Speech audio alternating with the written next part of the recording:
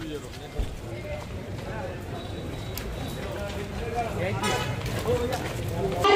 जनता पक्षाचा विजय असो।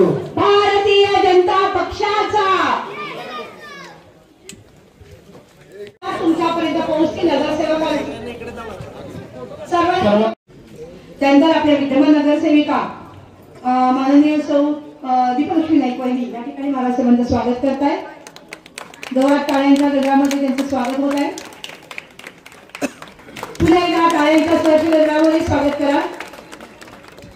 या ठिकाणी उपस्थित व्यासपीठावरती जे पदाधिकारी आहेत, अनेक कार्यकर्ते आहेत, त्या सर्वांचं स्वागत करते आणि दीपलक्ष्मी नाईक ज्या नगरसेविका आहेत त्या कृपया लहान मुलांनी इकडे या। लहान मुलं दीपलक्ष्मी नाईक वहिनी यांनी दोन सक्षम उमेदवार देसाई साहेब आणि अर्पणा साताराच्या विकासासाठी भाजप पक्षाचे लोकप्रतिनिधी सातारा नगर परिषदेमध्ये असणे आपला सातारा नगर तयारी आहे। साताऱ्याचा नियोजित आणि शिस्तबद्ध विकास करणे हा त्यांचा उद्देश आहे। मुळावर मतदान करावे ही विनंती। नंतर बाचल मॅडम महिलांचे प्रश्न, युवांची आणि सर्व समावेशक ठेवण्यावर त्यांचा भर आहे। त्यांनी सर्वांनी टाळ्या वाजवून दादांना शुभेच्छा द्यायच्या। आपले जे आत्ताचे पांडुरंग राजे आपण काही वाचल यांचं स्वागत करावं। माझ्या माता बंधू बहिणींनो आणि मित्रांनो, मी प्रभाग 5 मधून भारतीय जनता पार्टीचे उमेदवार म्हणून काम करत असताना माननीय महाराज साहेबांच्या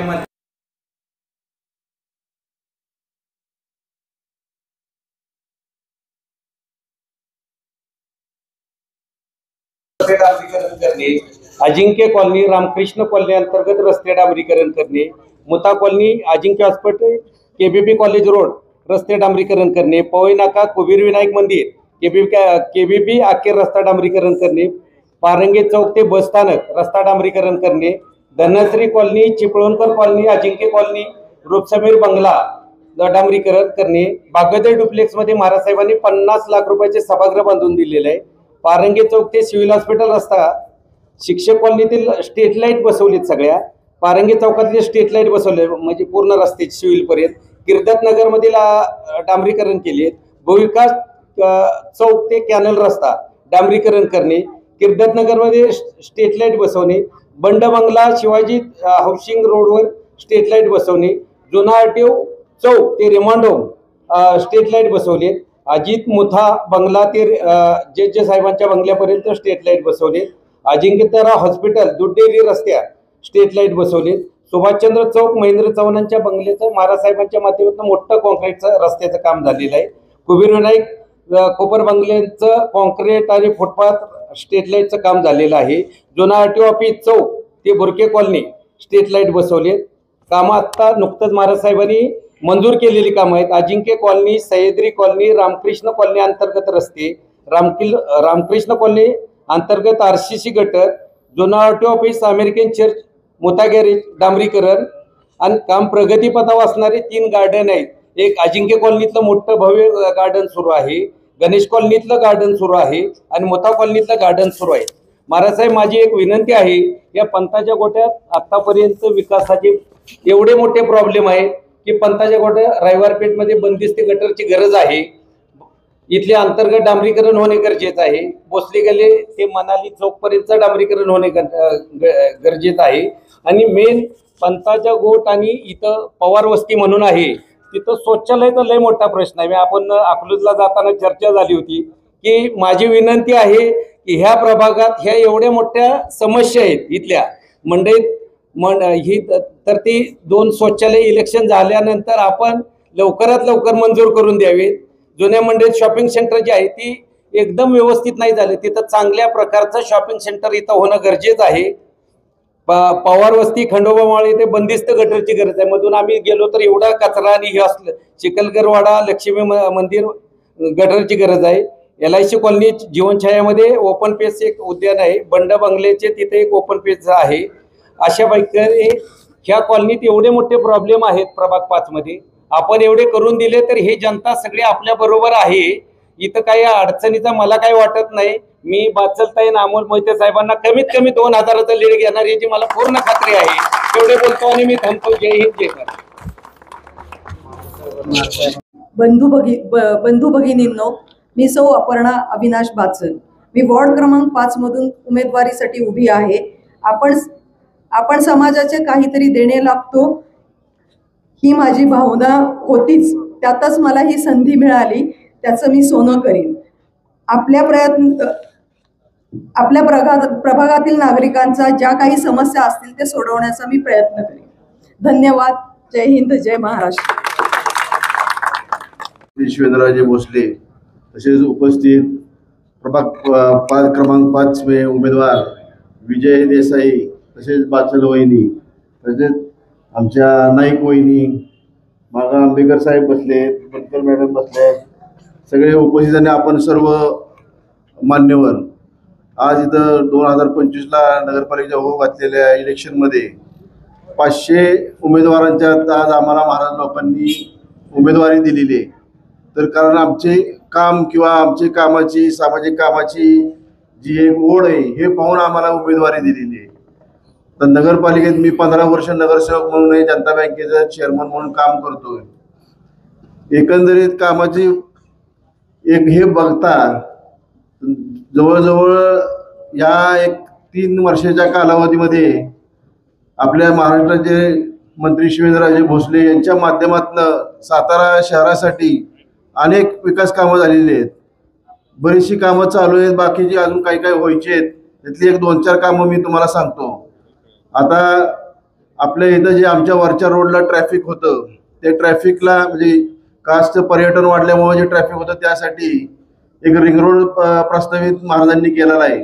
हा रिंग रोड मराठा पॅलेस या इथून चालू होतो तो तसाच वरच्या रोडनं मंगळाईच्या देवळाच्या इथून अजिंक्य तारेच्या किल्ल्याच्या पैथून जातो, तो सरळ बोगद्यापर्यंत जाणार आहे. ते बोगद्यापासनं तिथं मोठा एक पूल होऊन तो डायव्हर्ट होऊन कासला जाणार जे ट्रॅफिक आहे ते कासला जाणार, तसाच तो रिंग रोड मेढा रोडला जॉईन होणार आहे. असे मोठे दिव्य असे प्रोजेक्ट चालू आहेत, अशी बरीचशी कामं चालू आहेत.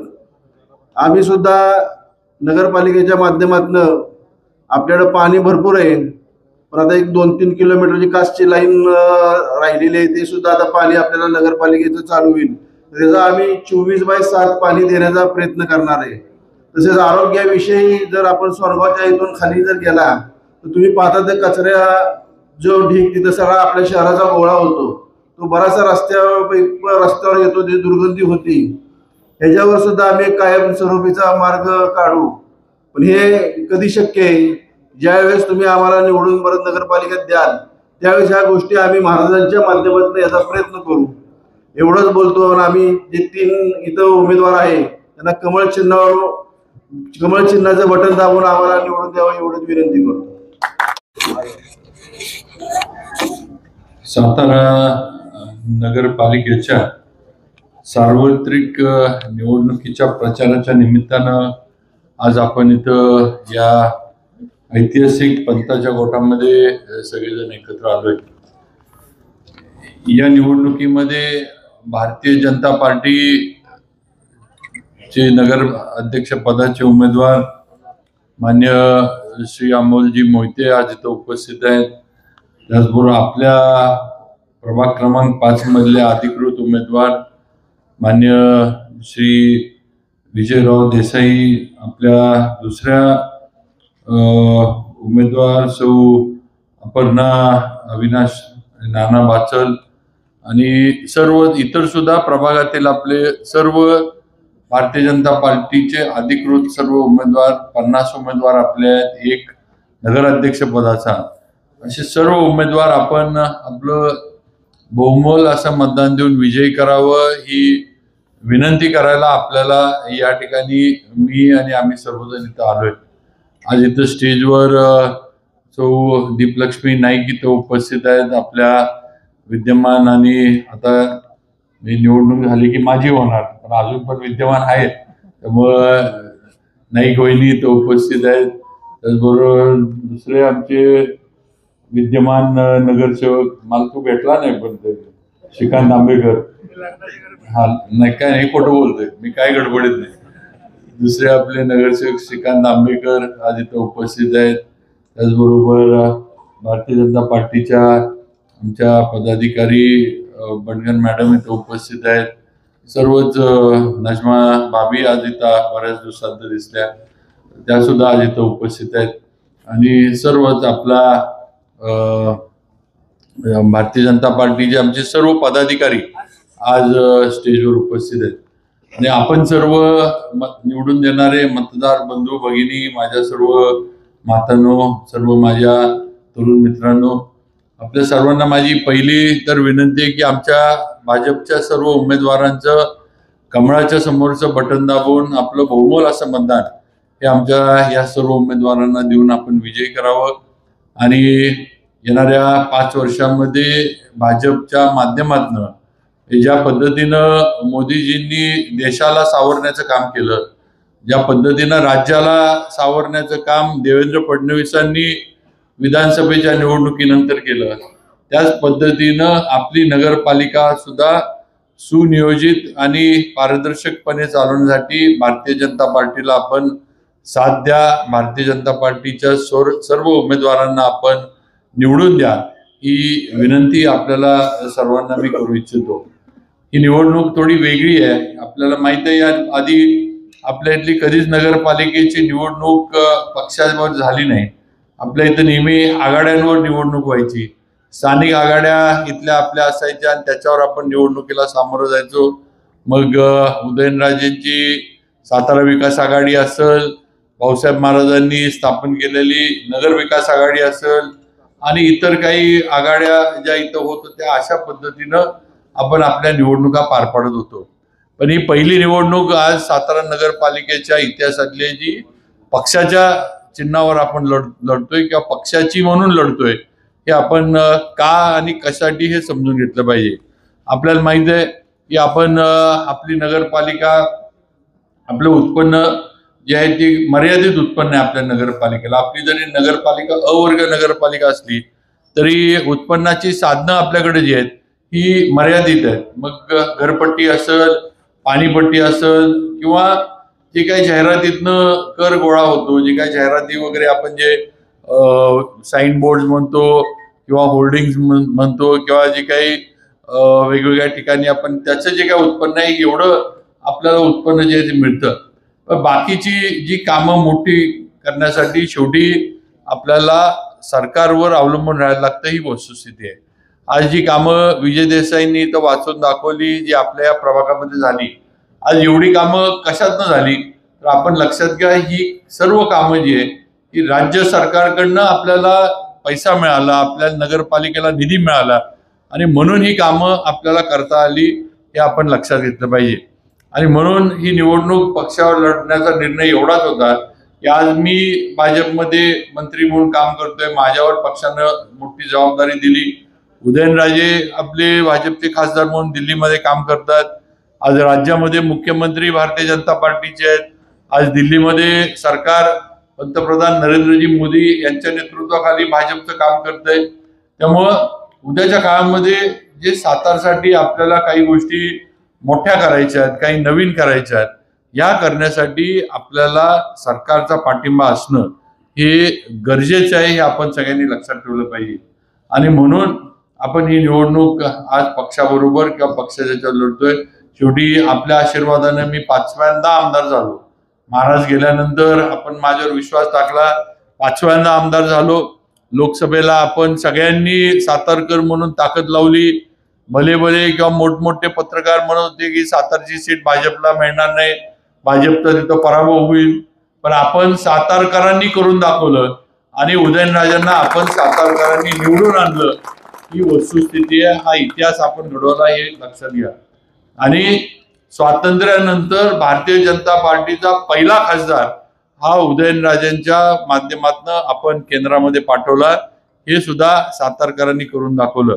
आणि म्हणून आज एवढी ताकद आपण दिल्यामुळं आज आपल्याला सुद्धा आपल्या सातारला म्हणजे सर्व बाजूनं मदत करण्याची भूमिका ही सरकार पण घेते, केंद्र सरकार पण घेते, मुख्यमंत्री पण घेतात.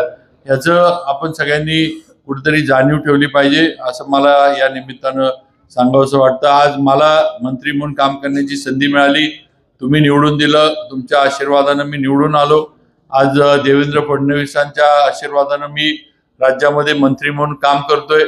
आज महाराष्ट्रातलं जे दुसरं तिसऱ्या नंबरचं खातं सार्वजनिक बांधकामचं जे आहे ते खातं आज मला दिलं. आज राज्यामध्ये मला त्यामुळं फिरायला मिळतं, काम करायला मिळतं, दुसऱ्या जिल्ह्यांमध्ये जायला लागतं. आज जे जिल्हे खरं म्हणजे कधी बघितले नव्हते त्या ठिकाणी सुद्धा आज तुमच्यामुळं, तुम्ही आमदार केल्यामुळं आणि देवेंद्र फडणवीसांनी मंत्री केल्यामुळं मला तिथं जाऊन काम करता येतं. तिथल्या लोकांच्या अडचणी समजून घेता येतात, तिथला सामाजिक स्थिती काय, तिथली लोकांची, तिथल्या राहणाऱ्या किंवा शेतकऱ्यांची आर्थिक स्थिती काय, जिल्हा कसा आहे, शहर कसं आहे, या गोष्टी बघता येतात, अनुभवता येतात. आणि मग जिथलं जिथलं चांगलं आहे ते आपल्या इथं का होऊ नये, जिथं जिथं चांगल्या चांगल्या गोष्टी आपल्याला दिसतात त्या साताऱ्यामध्ये आल्या पाहिजेत. या पद्धतीनं आज मला नियोजन करता येतंय, हे आपण लक्षात ठेवलं पाहिजे. आणि म्हणून आज ज्या पक्षानं आपल्याला एवढी ताकद दिली, ज्या भारतीय जनता पार्टीनं आपल्याला एवढा विश्वास दिला, आज त्यांच्या मागं आपण सुद्धा सर्वांनी ताकदीनं उभं राहणं ही काळाची गरज झाली आहे असं म्हटलं तरी काही चुकीचं ठरणार नाही. सातारा नगरपालिका आपण गेल्या 1.5-2 वर्षामध्ये किंवा त्याच्यापेक्षा पण आधी एकनाथ शिंदे साहेब मुख्यमंत्री असल्यापासून ते आजपर्यंत आपण बरीच मोठमोठी विकास कामं केली. आज रस्ते आपल्या इथले, आपल्या प्रभागातले जे आहेत ते आपण विजून सांगितलं ते पूर्ण केले. बरीचशी कामं आपली पूर्णत्वाला झालीत, काही कामं होऊ घातलेली आहेत, लवकरच ती सुरू होतील. काही आता विजयनं सांगितलं की प्रस्तावित आहेत, आपल्याला ते करणं गरजेचं आहे. मग इथला संडासचा प्रश्न असेल, इतर प्रश्न असतील, ही सर्व कामं आचारसंहिता संपल्यानंतर आम्ही 100% पूर्ण करून देऊ, हा शब्द नक्कीच या ठिकाणी मी आपल्याला देऊ इच्छितो. कुठलीही जी कामं विजय देसाईंनी तिथं बोलले की काय अवघड आहेत किंवा अडचणीची आहेत किंवा होऊच शकत नाहीत, अशी अजिबात नाही आहेत. त्यामुळे 100% ही कामं रखडली असली, मागं पडली असली तरी येणाऱ्या निवडणुकीचं आचारसंहिता संपली की ती पूर्णत्वाला जातील.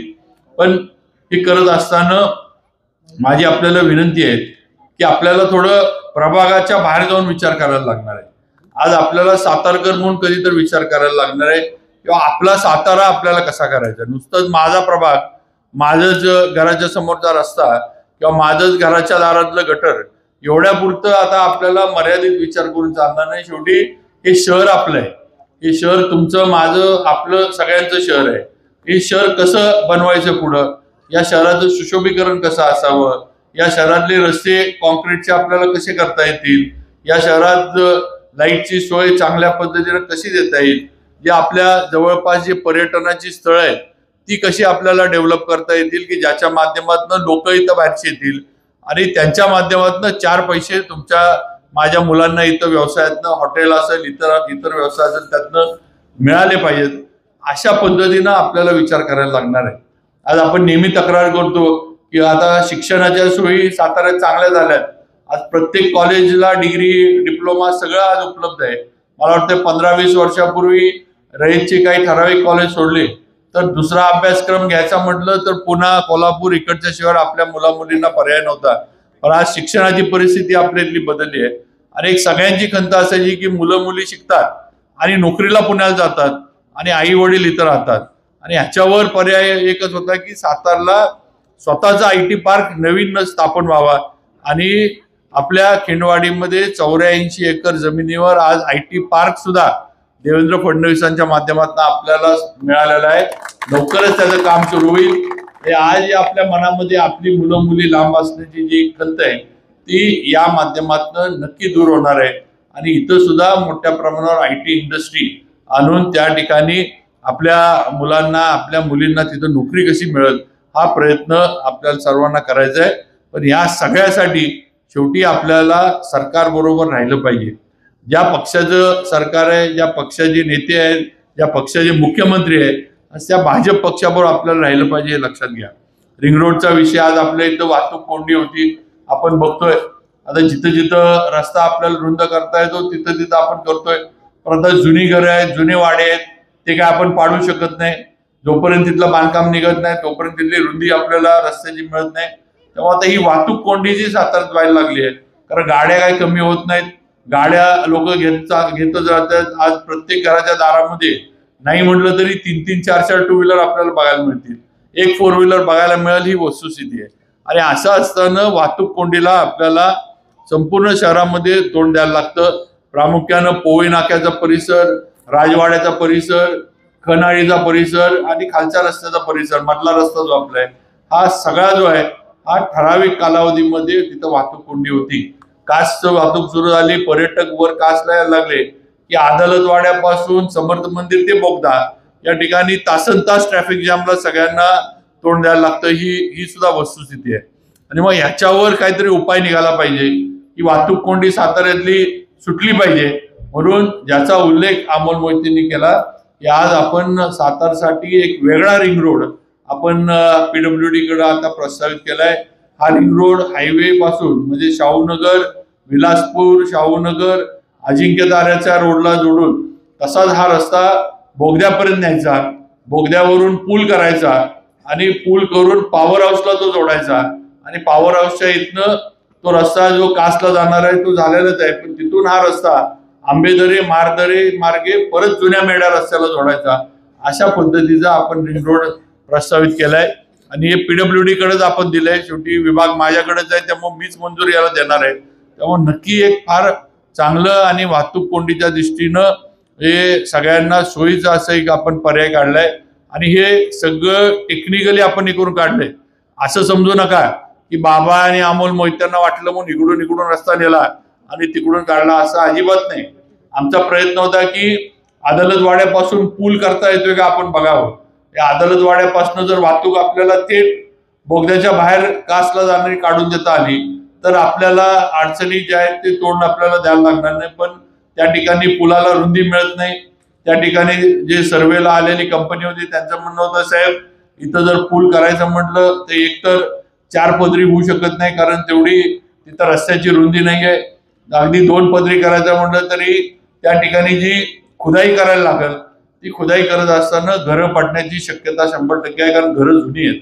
त्यामध्ये म्हणले साहेब इथं पूल जो आहे हा व्यावहारिक होत नाही आणि काम करताना फार अडचणीला आपल्याला सगळ्यांना तोंड द्यायला लागणार. म्हणून मग हा रिंग रोडचा प्रस्ताव आपण तयार केला. त्यामुळे फार मोठं काम आपण रिंग रोडचं जे आहे ते आज पूर्णत्वाला नेतोय. आज राजवाडा परिसरामध्ये सुद्धा आपण 4 मजली पार्किंग हे त्या ठिकाणी करतोय. राजवाड्याला गेलं किंवा मोती चौकात गेलं की पार्किंगची समस्या सगळ्यांनाच आहे. सिलेक्शन असेल, तिथं जी काही दुकानं सगळी आहेत तिथे गेलं की 100% पार्किंगची समस्या होती. त्यामुळे आज राजवाड्याच्या इथं जे जुना जनावरांचा दवाखाना आहे त्या ठिकाणी आपण नगरपालिकेच्या माध्यमातून 4 मजली पार्किंग करतोय. मग त्या 2 व्हीलर आणि 4 व्हीलर अशी पार्किंगची सोय आपण त्याच्यामध्ये केली आहे. आणि खाली जी आहे मगाशी पण सांगितलं, आज राजवाड्याला जी चौपाटी उघड्यावर बसती तिथं जे सगळ्यांना उघड्यावर बसून खायला लागतं, ग्राउंड फ्लोअरला या सर्व चौपाटी धारकांना किंवा तिथल्या व्यावसायिकांना आपण कायमस्वरूपी जागा त्यांना तिथं बांधून देणार आहे. म्हणजे त्यांनी तिथं व्यवसाय करावा, फिरायला येणाऱ्या त्या लोकांना तिथं कट्टे, बसायला पाण्याची सोय, लाईटची सोय, सगळ्या गोष्टी तिथं त्यांना उपलब्ध करून द्यायच्या. म्हणजे त्यांना त्यांच्या व्यवसायाचं पण एक संरक्षण राहील, येणाऱ्या लोकांना, महिलांना, मुलींना सुद्धा बसायला जागा होईल आणि एक सुरक्षितता या सगळ्याला राहील. अशा पद्धतीनं आपण ते नियोजन केलंय. आणि मग राजवाड्याचा जो मोकळा होणारा परिसर जो आहे तो चांगल्या पद्धतीनं सुशोभित करायचा असं नियोजन आपण करतोय. अनेक प्रकल्प आपण तयार करून दिलेत, काही मंजुरीच्या ह्याच्यात आहेत. आज आपलं शाहू स्टेडियम झालं, पण तुम्हाला माहिती आहे तिथं क्रिकेट खेळता येत नाही कारण सरकारनं जे धोरण जिल्हा क्रीडा संकुलाचं ठेवलंय त्याच्यामध्ये क्रिकेटला हे नाहीये. त्यामध्ये बाकी सर्व खेळ आहेत पण क्रिकेट सरकारनं धरलं नाही. त्यामुळे आज हायवेला जिथं आपली ठक्कर सिटी आहे त्या ठक्कर सिटीच्या इथं आपली 13 एकर नगरपालिकेची जागा आहे आणि या 13 एकर नगरपालिकेच्या जागेवर आपण अद्यावत असं फक्त क्रिकेटसाठीचं स्टेडियम आपण आज शासनाकडे प्रस्तावित केलंय. आणि हे करत असताना आमचं मत असं सगळ्यांचं आहे की आज आपण पुण्याला मॅचेस बघायला जातो. आज म्हाळुंगे एवढं पुण्याच्या बाहेर आहे, तिथं पुण्यामध्ये पण नाही, पण आज त्या ठिकाणी इंटरनॅशनल मॅचेस होतात. त्या ठिकाणी बाहेरचे लोक येऊन, बाहेरचे खेळाडू येऊन खेळून जातात. मग सातारमध्ये काय अडचण आहे, इथं काय प्रॉब्लेम आहे, इथं सुद्धा बाहेरच्या मॅचेस, इंटरनॅशनल मॅचेस आपल्या स्टेडियमवर व्हाव्यात, अशा पद्धतीचं इंटरनॅशनल स्टँडर्डचं स्टेडियम सातारमध्ये बांधण्याचं नियोजन हे आपण शासनाच्याकडे प्रस्तावित केलंय. लवकरच या सर्व गोष्टी आचारसंहिता संपली की एक आपण मान्यतेला करू. आज अजिंक्यतारा किल्ल्याला अजित पवारांच्या मागं लागून आम्ही 130 कोटीचं किल्ल्याचं सगळं जे काही तिथलं लोकांना किंवा आपण फिरायला जातो संपूर्ण किल्ल्याचं तिथलं डेव्हलपमेंटचा आपण प्लॅन त्यांच्याकडनं सँक्शन करून घेतला. आज आपण माऊलीला जे आपले घाट आहेत तिथं मंदिर आहेत, तिथं ताराराणींची समाधी आहे, सईबाईंची समाधी आहे, तिथं थोरल्या शाहू महाराजांची समाधी आहे. या सगळ्या समाध्या त्या ठिकाणी आहेत. त्याला जे काही असेल त्याचा जीर्णोद्धार करायचा आणि तो संपूर्ण जो माऊलीचा जो घाटाचा परिसर आहे, दशक्रिया विधीचा पण जो आपला घाट आहे, हा सगळा घाट जो आहे हा 130 कोटी रुपये खर्च करून आपण तो सुद्धा शासनाच्या माध्यमातून आज तयार करतोय.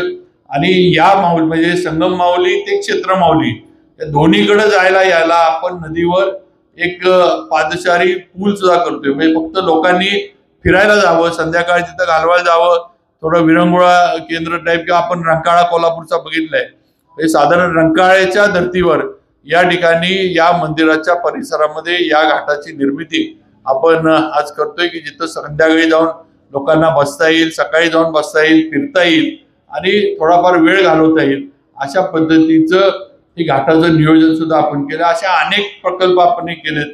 आज आपल्या शाहूपुरीमध्ये आपण ऑलिम्पिक साईज स्विमिंग पूल आपण तिथं बांधतोय, पोहण्याचा तलाव. आज स्विमिंग पूलचं काम 60-70% पूर्ण होत आलंय. लवकरच हा स्विमिंग पूल पण पूर्ण होईल. म्हणजे उद्या आपल्याला तर हा पोहण्याचा तलाव वापरता येणारच आहे नगरपालिकेचा, पण त्याचबरोबर देशातल्या सुद्धा स्पर्धा या ठिकाणी आपल्या स्विमिंग पूलला ज्या आहेत त्या पोहण्याच्या घेऊ शकतो आपण. अशा पद्धतीचा अद्यावत आपण तिथं स्विमिंग पूल करतोय. अशी अनेक कामं आपण सुरू ठेवली, केली, रस्ते केलेत, पुढे सुद्धा करू. आणि म्हणून माझी आपल्याला विनंती आहे की आज हे सगळं करायचं असलं तर आपल्याला भाजपला निवडून आणणं किंवा भाजप बरोबर राहणं, भाजप पक्षाला ताकद देणं हे तुम्ही आम्ही सर्वांनी केलं पाहिजे. आज ज्या वेळेला इंटरव्ह्यू झाले आम्हाला त्यावेळेला दिसत होतं की फार मोठ्या प्रमाणावर नाराजीला आपल्याला तोंड द्यायला लागणार, कारण जागा 50 आणि भाजपकडे इंटरव्ह्यूला 400 लोक आली होती. कारण त्यांना माहित होतं की इथं विजय जो आहे तो इथंच आहे, दुसरीकडे कुणी किती जरी काही जरी आपटलं तरी तिथं विजय होणार नाहीये, त्यामुळे विजय इथंच आहे. तेव्हा आम्हाला माहित होतं की 50 लोकांना उमेदवार दिल्यानंतर 350 लोक नाराज होणार. आणि आज सुद्धा आपण बघतो की आपलीच लोक आपल्या विरोधात जाऊन उभा राहिली. विरोधक यात तसं पहिलं कोण नाही. काल परवाजी आपल्याच मांडीला मांडी लावून बसली होती, काल परवाजी आपल्या बरोबरच काम करत होती. आज 30 लोक अपक्ष म्हणून जाऊन विरोधामध्ये उभी राहिली. का तर उमेदवारी कुणाला तरी एकाला गेली, आम्हाला उमेदवारी मिळाली नाही म्हणून आम्हाला हे मान्य नाही, आम्ही विरोधामध्ये उभा राहणार. म्हणजे याच्यामध्ये कामाचा काही विषय नाहीये, फक्त विरोधासाठी विरोध आणि आम्हाला उमेदवारी मिळाली नाही म्हणून आम्ही उभा राहणार. ह्याचा कुठेतरी विचार आपण मतदार म्हणून केला पाहिजे. ह्याच्यामध्ये प्रभागाचं काय भलं व्हावं किंवा शहराचं काय चांगलं व्हावं हा विषय अजिबात नाही. फक्त तिकीट आम्हाला मिळालं नाही म्हणून आम्ही विरोधात उभा राहतोय, हे सगळ्यात महत्वाचं कारण आहे. आपण लक्षात घ्या. आणि आपण एक लक्षात घ्या की अपक्ष जर असले तर अपक्षांचं म्हणजे ना त्यांना आगा असतो ना पिछा असतो. त्यामुळे अपक्षांच्या माध्यमातून कारभार कुठल्याही संस्थेचा किंवा नगरपालिकेचा चालू शकत नाही ही वस्तुस्थिती आहे. कारण आज आम्ही भाजपमध्ये आहे, आम्हाला काहीतरी पक्ष संघटना काहीतरी आम्हाला काम करताना काहीतरी बंधन आहे. एक चाकोरीतनं आम्हाला सगळ्यांना काम करायला लागणार आहे. आज आम्हाला वर सुद्धा विचारणारे नेते मंडळी आहेत जे आम्हाला सुद्धा वर विचारतात की सातारमध्ये काय चाललंय, की असं का होत नाहीये, ते तसं का होत नाहीये. त्यामुळे आज पक्षामध्ये आम्हाला सुद्धा कुणाला उत्तर द्यायला लागतात. पण अपक्ष हे कुणाच्याही म्हणजे कुणालाही बांधील नसतात आणि कुणालाही ते नसतात. आज इकडं उद्या तिकडं परवा तिकडं असं हे अपक्षांचं राजकारण असतं, हे आपण लक्षात ठेवलं पाहिजे. आणि म्हणून माझी विनंती आहे की कुणी भावनिक करल, काही भावनिक सांगण्याचा प्रयत्न करल, त्याला अजिबात कुठेही तुम्ही बळी पडू नका. आज पक्ष म्हणून जिथं आपल्याला काम आहे, आपल्या शहराचं जिथं भलं आहे आपल्या शहराची जितकं प्रगती होणार आहे तिथंच आपण जाऊन मतदान केलं पाहिजे, तरच आपण आपल्या शहरामध्ये काहीतरी नवीन मोठ्या प्रमाणावर करू शकतो। उगाच इथं भावनिक गोष्टीला आपण बळी पडत बसलो, भावनेला हात घालून जर मतं मागितली गेली आणि त्या पद्धतीने जर आपण मतदान केलं तर उद्याचे 5 वर्ष आपण वाया घालवणार आहे, हे लक्षात ठेवा। हे अगदी मला ठामपणे या ठिकाणी सांगायचंय। त्यामुळे माझी आपल्याला विनंती आहे की काय कोण सांगतंय काय कोण बोलतंय इकडे लक्ष देऊ नका। आज जसं मोदीजींनी केंद्र सरकार चालवलं, जसं देवेंद्र फडणवीस राज्य सरकार सक्षमपणे चालवत आहेत, तसंच आपली नगरपालिका सुद्धा एक चांगल्या पद्धतीनं चांगला कारभार करणारी आणि शहराचं सर्वांगीण नियोजन करणारी, सर्वांगीण विकास करणारी नगरपालिका आपण बनवूया। त्यासाठी भारतीय जनता पार्टीला आपण सगळ्यांनी ताकद द्यावी ही विनंती आपल्या सर्वांना करतो। आमचे सर्व उमेदवार जे अधिकृत आहेत असे सर्व उमेदवार आपण कमळाच्या समोरचं बटन दाबून आम्हाला सर्वांना उमेदवारांना निवडून द्यावं ही विनंती या ठिकाणी आपल्याला सर्वांना करतो आणि माझे 2 शब्द थांबवतो। जय हिंद, जय महाराष्ट्र।